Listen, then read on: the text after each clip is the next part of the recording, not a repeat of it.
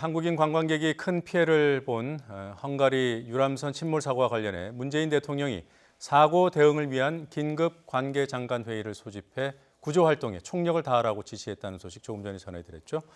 청와대 연결해서 다시 한번 알아봅니다. 중계차 나가 있습니다. 임성호 기자. 네, 청와대 춘추관입니다. 네, 문 대통령이 헝가리 유람선 침몰 사고와 관련해 관계장관 회의를 소집했다고 해요. 네, 그렇습니다. 문 대통령은 이 헝가리 유람선 침몰 사고와 관련해서 관계장관 회의를 긴급 소집했습니다. 문 대통령은 모두 발언에서 쓸 수 있는 외교 채널을 총동원해서 헝가리 당국과 협력해달라고 당부했습니다. 만약 구조 인원이나 장비가 부족하다면 주변국과 협의해서 추가로 투입하는 방안도 검토해달라고 주문했습니다.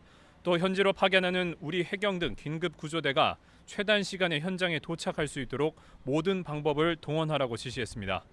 문 대통령은 또 사상자와 실종자 가족에게 현재 상황을 신속히 알리고 가족들의 현지 방문을 위한 조치도 신속하게 진행하라고 말했습니다. 이와 함께 현지에 급파된 대책반도 생존자의 건강에 각별한 신경을 써달라고 당부했습니다.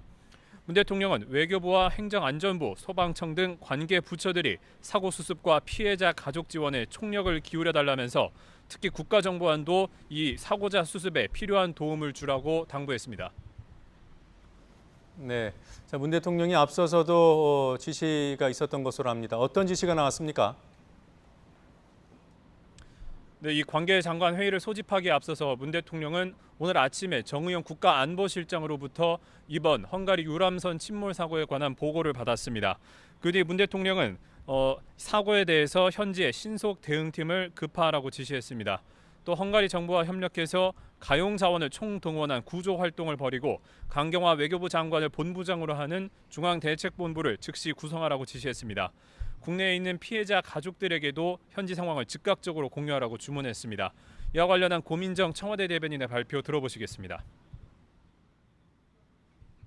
문 대통령은 정의용 안보실장으로부터 사고 상황을 보고받은 뒤 강경화 외교부 장관을 본부장으로 중대본을 즉시 구성하고 국내에 있는 피해자 가족과 연락 체계를 유지하면서 즉각적인 상황을 공유할 것을 지시했습니다.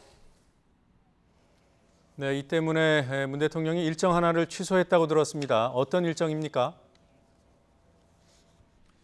네, 그렇습니다. 문 대통령은 오늘 원래 애초에 공무원들을 청와대로 초청해서 오찬을 가질 예정이었습니다.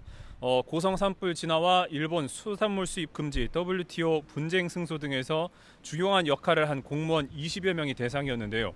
이른 오전까지만 해도 청와대는 국민의 삶과 직결된 일을 한 사람들을 만나는 것이니만큼 침몰 사고 수습과 별개로 오찬이 진행된다고 밝혔습니다. 하지만 문 대통령이 직접 행사 연기를 지시했습니다. 당장 국정 현안 성과를 격려하기보다 사고 대처가 더 중요하다는 인식으로 보입니다. 지금까지 청와대에서 YTN 임성호입니다.